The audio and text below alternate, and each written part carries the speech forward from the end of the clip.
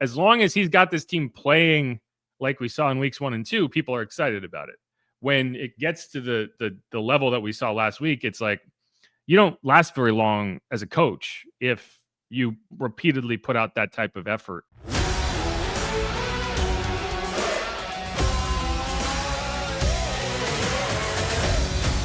Hey, everybody. Welcome back to the Buffalo Plus YouTube channel. Happy you are with us. Please make sure to like, comment, and subscribe. We're coming to you again from the Connors and Ferris podcast studio, and it's time for this week's edition of What They're Saying In, and in this case, it is New Orleans as the Bills take on the Saints. And we'd like to welcome from the Inside Black and Gold podcast, Jeff Nowak from WWL in New Orleans. Jeff, thanks for being with us. For sure. Thanks for having me. We got a lot to talk about because when the Bills play a team like the Saints, they don't see them very often. Last time you saw them was on a Thanksgiving Day down at the Superdome. Teams change. A lot of stuff changes. So we're trying to get an idea of what we have. And so I watched some of the game, the Saints' last game, and then I listened to you guys on the air. And I know you do the sideline reporting too. Kind of a rough game 3 for the Saints. Is that fair to say? Yeah, a little. Yeah. It's funny. I vividly remember that Thanksgiving game because it's the last time there was a point in time where the Saints had become kind of the unofficial Thanksgiving team. Like there's the Cowboys and then Washington and whatever. And then like 3 years in a row, the Saints got on Thanksgiving. And that game, it was like the NFL was like, yeah, let's not do this anymore because it was that bad of a beatdown. A lot has changed since that point, but that's kind of the same game I expect to see on Sunday, if I'm being completely honest. The Saints, they were a competitive team through the first 2 weeks, and there wasn't a lot of positivity around the team in terms of predictions and projections, but they took the Cardinals down to the wire. They took the 49ers down to the wire, and they, at the very least, were playing hard. They were fighting. They were competing. They just didn't look ready to play out in Seattle, and young players, it's a new head coach. And that was just not a good example of what this team is capable of, even as a team that's probably down toward the bottom of the NFL in terms of talent level and success. Like that was hopefully the low point, and I think this game, if this game wasn't in week 4, you would feel differently about it. But like, it's tough to do that 2 weeks in a row. And if that had happened in Buffalo, I think the reaction might have been different, but not a lot of confidence around this team right now. They got to be in basically a full rebuild, but you got a new head coach. They're trying at the moment, I would say, with the quarterback. But Mickey Loomis has been there a long time. And when I look, I see a team that, is struggling to find out where they are and understanding they made, their coaching change. They're past the Peyton, Drew Brees days, like trying to find that next iteration of the team. But I also look at the cap and I'm like, we joke all the time, salary cap's not real, only because, the teams that have success and can keep re-upping guys that are contributing, like the Bills have done, can sort of circumvent it. Saints have had a tough time doing that through Mickey Loomis. So I look at it, their cap space seems kind of limited. So it almost feels like they got to really reboot here and get cranked up again before they can build this team back up. Yeah, I don't think the cap is a huge issue at this point. I know the numbers are what they are. It's the reason it looks the way it does is because you're eating the Derek Carr cap hit over this year and next year. But the thing is, and y'all were in this situation for a while, and now you're not, in that when you're not paying a quarterback, you can do a lot, right? Like the cap numbers look a lot different when there isn't that $60 million line item. And the Saints are in a position right now where, for better or worse, over the next 4-6 years, you're going to be on a rookie scale quarterback contract. So that makes everything a lot easier. That said, yes, they are rebuilding. They're not tearing things down to the studs the way some teams might. They do value the veteran players, the Cam Jordans, the DeMario Davises. So they're not just going to ship those guys out and say, okay, the rookies can handle it. Like, they're going to try to do it the right way. And I do think there's value in that. Like, if you had a rookie-laden locker room with young leaders that haven't done this before, and you had a game like last week, I'd be a lot more concerned if you didn't have the veteran guys in that room to kind of, like, all right, let's figure this out.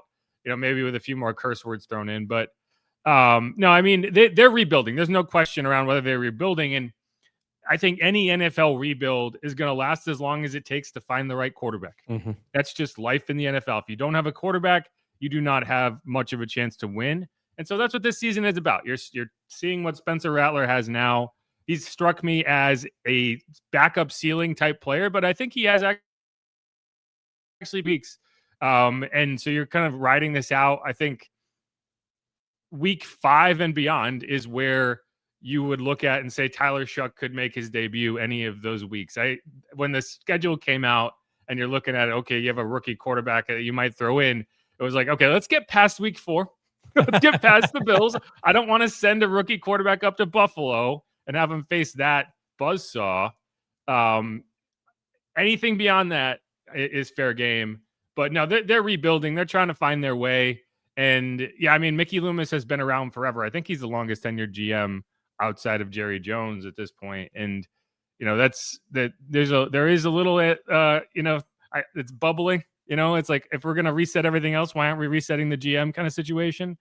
But we'll see how the rest of the season goes. I don't think that week 3 is a good representation of this team. I don't think they're going to win a lot of games, but I do think they're going to be competitive. So I'm hopeful that they can go up to y'all, and I'll be there too, but we can go up to y'all and have a more competitive environment than what happened in Seattle. Yeah, that's interesting of the way they're handling the quarterbacks now. But the Bills are going to see Spencer Rattler. Now, a little box score scouting here. 67%, 200 plus yards a game, 4 touchdowns, 1 interception.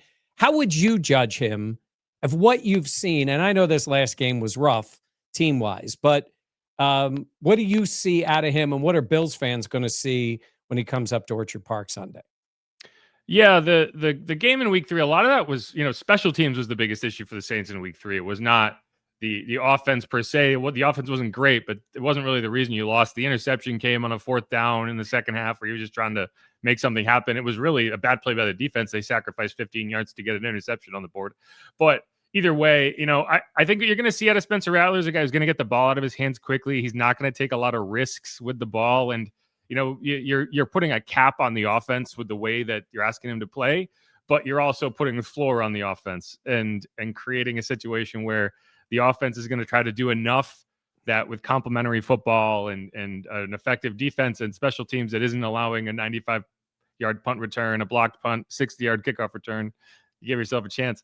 So, no, I mean, I think that's kind of what it is. He's not going to allow a ton of pressure. He's operating kind of like end of career Tom Brady in that way. Like I'm not going to let you hit me. I'm going to throw the ball before you get here, and Trevor Lawrence is probably a better example. That's how Trevor Lawrence had been operating with the Jaguars over the last few years. And it can be a little frustrating to watch from a fan's perspective, because it's like, Chris Olave had 10 catches last week for 57 yards. Yeah. Those are running back numbers. Yeah. So that's kind of what it is. They're going to dink and dunk. They're going to try to possess the ball, move it down the field. It does seem like they're incapable of scoring on any drive that is not 10 plus plays. And those drives often don't end up in the end zone. So that's kind of where you are. It's like, I think the goal of the offense at this point is, if we can get anywhere near 20, we've done our job.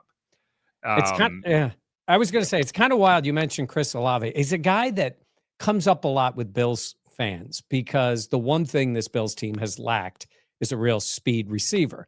And his name comes up because fans will look out, or even reporters, and go, well, this is a team that's maybe in a rebuild.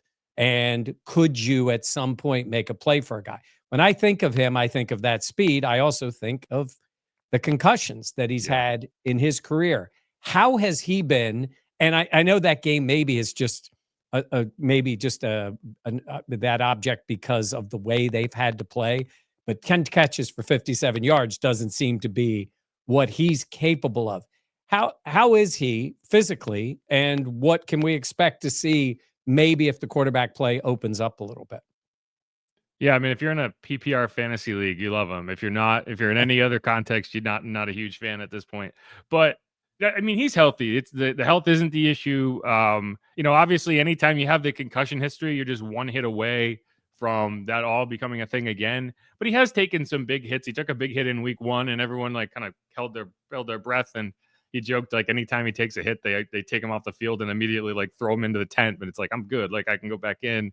So that you appreciate that. Like there was some concern going in. That's like, okay, is he ever going to be the same player?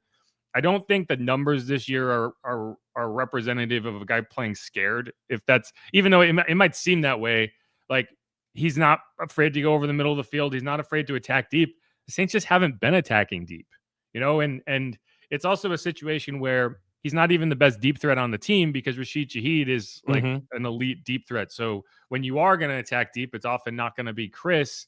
And it makes me wonder if the combination works. Like, I don't know if both of those guys as a tandem really make sense together. I think you need one of those guys. With two of them, it just can be tough to figure out what they're doing. And neither is able to really go over the middle of the field and be that big bodied possession receiver. We've seen them Right. try to do it. It just doesn't work. Doesn't have the frame to box out and make those contested catches the way that, I mean, even a Stefan Diggs was better at that, of being that kind of box out guy. And Chris just doesn't. I don't know if he has that in his skill set, but I mean, a lot of it is just based on the Saints offense and what Kelvin Moore is asking the quarterback to do, the offense to do. They're running a lot of RPOs, quick game, and just not a lot of catch and run, right?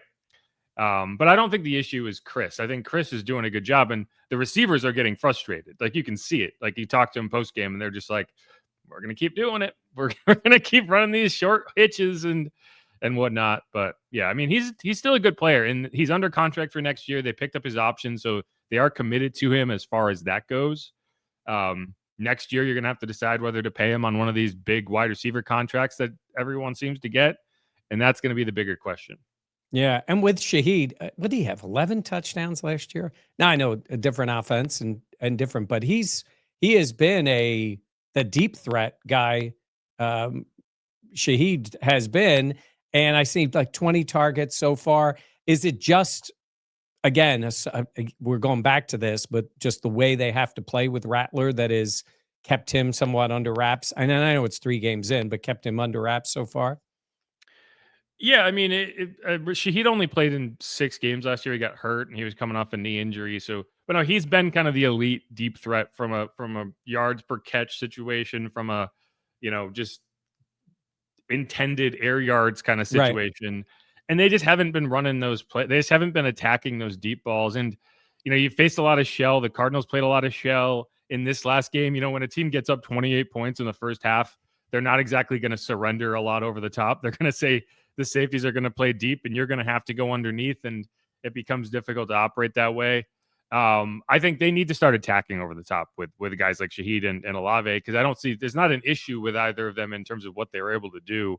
Right. Jawan Johnson has really been kind of the target hog, and when you're trying to do everything underneath, that it makes sense that you'd be going to the bigger bodied tight end. But I really like Shaheed and Olave, and what's frustrating me about watching this team play is the kind of nature of the offense is which is just max protecting and getting them downfield against the safety and throwing the ball up and letting them go get it. And that Yeah. was, a lot of people don't like Derek Carr. One of the things he did better than anyone in the NFL was throw that deep ball and take shots Yeah. over the top. And we just have not seen that with the quarterbacks they have right now. All right. So Alvin Kamara in the backfield. I've been thinking Mhm. back to last year and the first 2 games of the year. It looked like I don't think I'd seen an NFL offense do that to start a season. Would they put up 90 points in the first 2 games? Ran all over everybody for 2 games, Yep. and then then everything seemed to change. What is he like now? What is he in this offense? What is he like for this team? Yeah, well, it's funny that the offense that they ran last year was the one they just lost to in Seattle. So maybe it wasn't the offense. But no, Alvin is still Alvin. He's 30 years old, so I do think you take some of the load off of him. They haven't figured out a way to get him used in the passing game the way I'd like to, and that's been the case for honestly ever since Breeze left. They have not used him in the passing game in terms of the screen game, in terms of wheel routes out of the backfield. Just haven't been able to get it right. But he's still a really effective runner. His elite trait is balance, right? Like when he can kind of get that, just get in the hole and have be scored up on a linebacker, like he's going to make you miss, right? He's always on balance. He's got that speed that you take for granted because he's not always using it. He's throttling up, throttling down, never seems to take a big hit. Still a good player. Saints just, I don't know. This offense is It's like bowling with bumpers. There's just not a lot that's happening outside of the framework to get excited about. And Alvin is the type of player that when you can get him kind of isolated and with the ball in space, you get excited, but they just haven't been able to do enough of that. But I don't think the issue, like, again, I don't think the issue is the team, the offense in general. I think you're just running this really subdued attack, trying to protect the quarterback. And that's worked to the extent that it can work. Like you look at the numbers for Spencer, and I think you're happy with what he's done, but I'd accept a few more turnovers if it meant some more exciting offense Yeah. personally, but that's just not what they're doing right now. Were fans excited for Kellen Moore when he got the job? Like, was it like, okay, this guy just was the offensive coordinator. They won the Super Bowl. He's been around. Did he bring that? I mean, I'm thinking of like Ben Johnson in Chicago because everybody had seen what was going on with the Lions, and then you've got Kellen Moore. I mean, he's a guy who's sort of been around. He was like on the edge of maybe getting his shot, and it didn't happen. He comes to Philly the one year, they win the Super Bowl. What was the thought when he came in? And again, I know it's 3 games, but fans want to at least be looking in that way. What's it been for him 3 games in? Yeah, it's tough because Ben Johnson goes and takes over the Bears, and you have the number 1 pick and Caleb Williams and all these kind of weapons, and there's some built-in excitement there. Kellen Moore's situation that he walked into was very different. Like, the fan base had long been disenchanted with Dennis Allen. They would have been happy to see him go after year 1. So anyone else would have driven some kind of excitement. The problem is, like, I think anyone looking at this team could see that this year was going to be a take your medicine season, right? At best, maybe you punch above your weight and you win a few extra games than you might have anticipated, and you're looking at 8-9 wins and on the fringe of the playoffs. Like, that's the ceiling. So your excitement level is going to be tempered no matter who you bring in. I think people are excited about Kellen Moore, and the disenchantment is going to come with more games like you saw in week 3, right? Because weeks 1 and 2, I think you looked at it and you say, hey, he's got this team playing well. They're playing hard. They don't necessarily have the horses right now, but they're finding a way to at least take it down to the wire. Like, they had a chance to tie the game on the final play against the Cardinals. They couldn't get it done. The Budda Baker made a great play, knocked the ball out of Juwan Johnson's hands. Week 2, you had the ball at midfield with about a minute and a half left. Your touchdown would have won it. A fumble, whatever. Can't remember who came over the.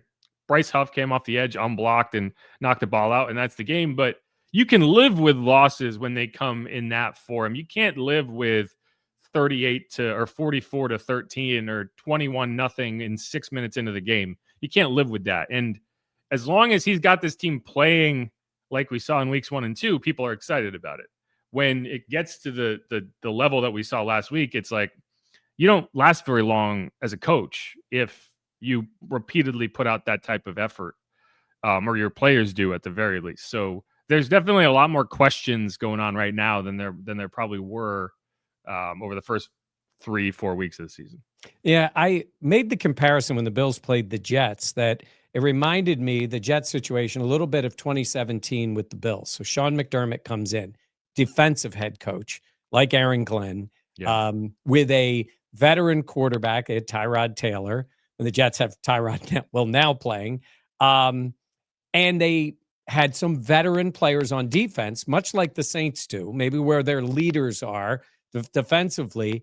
And that team was surprisingly competitive, but during that year, they had some horrendous games, right? Like, including one where the Saints just ran all over them and crushed them in a game in Orchard Park. And then eventually they went out and got their quarterback and Josh Allen, and then built from there. But I was thinking about those first year coaches and those teams. Now, this is an offensive coach, but I almost can see with a lot of young players and some, with some talent, where you could have those days, right? And then, like I said, that Bills team actually made the playoffs, broke their drought, which is crazy because they had some bad days, but they ended up finding a way to win 9 games and get in the playoffs. Is there a thought that game being that bad was an aberration? Like you said, the first 2 were pretty good. Then they got lit up in Seattle, and they want to see, obviously people want to see them play more competitively against a really good Bills team coming up on Sunday. But expectations got to still be, we want to see progress, but in terms of actually what is progress to a team like this with a new head coach, a lot of young players, not sure about the quarterback and all those things, if that makes sense as to where they are with the expectations even coming into Sunday. No, I think you're exactly right. Like that's kind of what I talked about yesterday on our podcast was like, yes, you can be really upset about this game right now and be like, you can't play this way. But like the thing I say a lot is like no team is as bad as they look on their worst day or as good as they look on their best day. The reality is always somewhere in the middle. What has to be the case for Kellen Moore is that that's your worst day. You can't have worse days than that, because if you do and it happens repeatedly, your coaching tenure is just not going to last very long. Like you Yeah. have to be able, like, yes, those types of games will happen. And the first game on the road, you're going out to Seattle. It's a really difficult environment. You got a young quarterback, you got a rookie left tackle, you got a backup right tackle, you got a backup right guard or left guard rather, a UDFA in that position. Like you got a lot of false starts, you got a lot of procedural things. Like everything kind of went off the rails. And you have to, as a head coach, as a successful head coach, you have to be able to take that game and build from it and not let that happen again. Like if that game turns into 2-3 games in a row where you're just not competitive, Yeah. that's a problem. If it's one game and you bounce back, and I don't even think you'd need to go out there and win on Sunday to bounce back. Technically, when you're a 16.5-point underdog on the betting line, all you have to do is what the Dolphins did, right? And make it a game in the fourth quarter, and suddenly you're back on the right track. So I think that's the key for Kellen in this week is make sure you go out there and you're ready. Like that was the biggest issue with that game in Seattle. I didn't see a team that looked ready to play. And here's the thing: they went out to Seattle on Thursday. They went out there early with the express mission of like, we're going to make sure we're acclimated, we're going to be on the right time zone, like we're going to have it all figured out. And then they went out, and it's like you would think they showed up that morning. You would think they took a red-eye flight on Saturday night and played that game, and that's not. You just can't look that way. Like that's on the coaching. So that's what you need to see up in Buffalo is a team that looks prepared, that looks competitive, and isn't making the same kind of boneheaded errors. They should be in a decent position from a health perspective, which is one of the only positive things I can say about this team right now. So I think they will. I think they'll figure it out. I'm not going to predict a win, but I do think you're going to see a more competitive. If you watch the Seahawks game and you're like, well, this game's going to be a 60-point blowout, right? Like I don't think that's the team you're going to get again. Okay. Defensively, I mean, you mentioned Mario Davis. You know, they got Cam Jordan. They've got the veterans. What will we see for the Bills? You know, what will they be up against defensively with the Saints coming up on Sunday? Yeah, well, so we don't know if Chase Young is going to be out there. That's been kind of the running issue for this team is you paid Chase Young. He was healthy for the first time in his career, all 17 games last year. You're like, all right, we're good. And then the Wednesday before the opener, he comes up with a calf injury in practice, and we haven't seen or heard from. Well, I have seen him, but we haven't seen him on the field since that point. He didn't make the trip in week 3, so that's usually a sign that someone's closer. But we'll find out tomorrow if he gets back out in the practice field and kind of works toward, and that has limiting, right? Because you're talking about Cam Jordan, 35-year-old Cam Jordan out there taking, you want him to be your situational edge rusher in this new scheme. He's not exactly what you would draw up as your outside linebacker, like prototypical outside linebacker. So that's what he's playing. And in spurts, he can be effective, but you're asking way too much from him. And so that's the question. And I don't think they're going to be able to pressure the quarterback much unless they can get Cam or Chase out there. And that's been one of the bigger issues is they haven't put enough pressure on quarterbacks. And when they haven't gotten them to the ground, or at least the last 2 weeks, they haven't gotten them to the ground. You have a young secondary, you have a rookie safety who's starting. Julian Blackman went down with an injury in week 1. And they're susceptible. You're asking, like, that's just a terrible combination is not getting to the quarterback and then asking a second-year corner in Kool-Aid McKinstry to cover way too long, a rookie safety to cover way too long. And so they've traditionally struggled against mobile quarterbacks. They did do pretty well in week 1 against Kyler. Obviously, he and Josh are very different in the, you can lump all mobile quarterbacks into the same bucket, but Josh and Kyler are about as different as it can get from a mobile quarterback's perspective. So No, it's a defense that's still kind of finding its way. It's a new scheme. They transitioned from a 4-3 to a 3-4.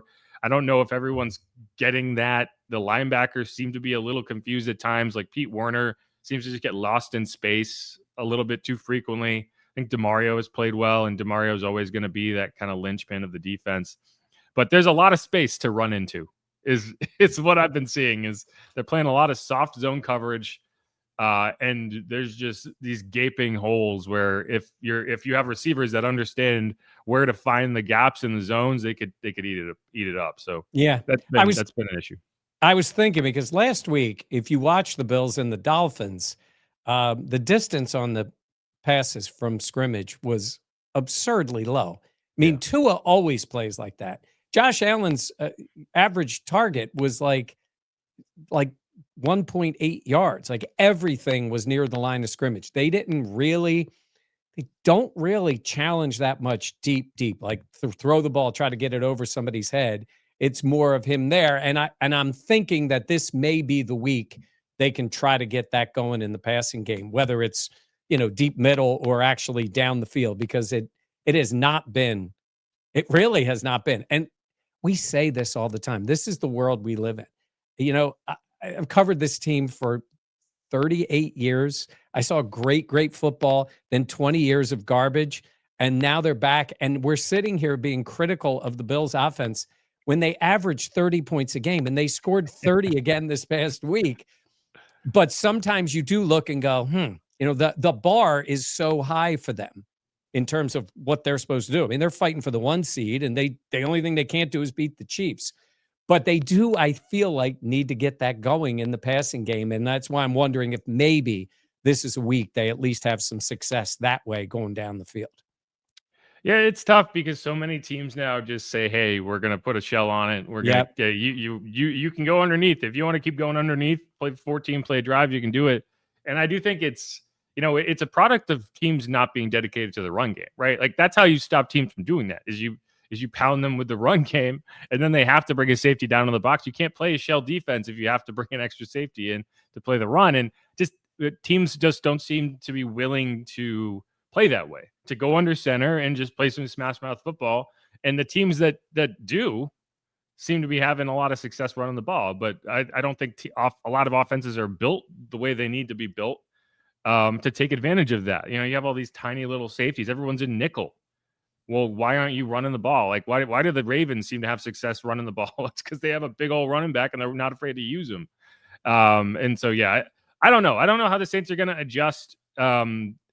Yet last week, it's kind of hard to look at that tape and take anything out of it because your plan went completely out the window the second, you're down 21-0 and 6 minutes into the game.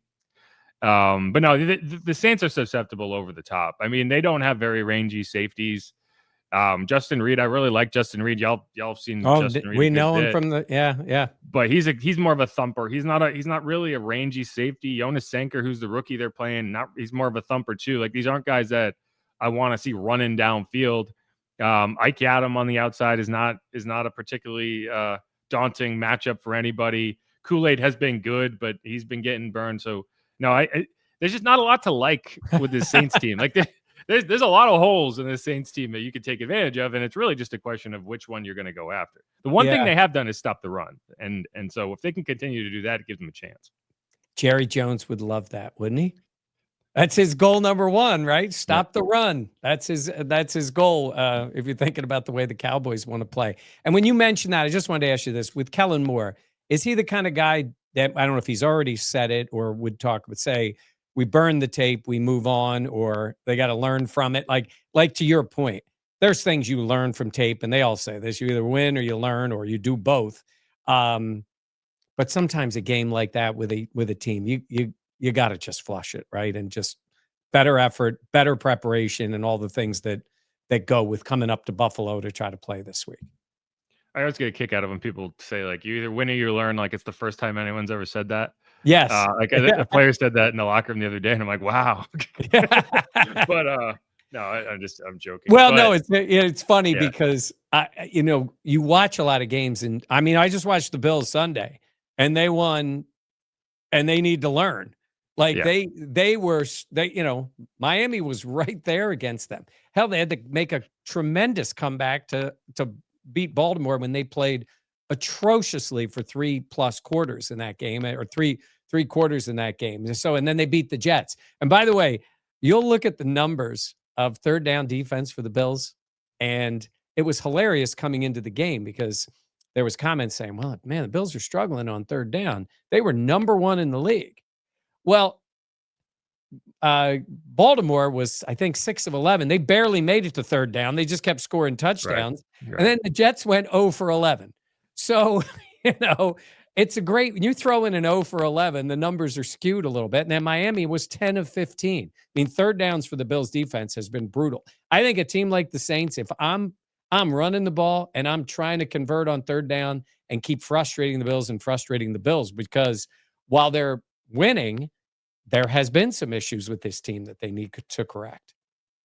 Yeah, no, there's another cliche is the numbers don't lie. I disagree. Numbers lie all the time. That's context. The Saints won time of possession in the game against the Seahawks by 5 minutes.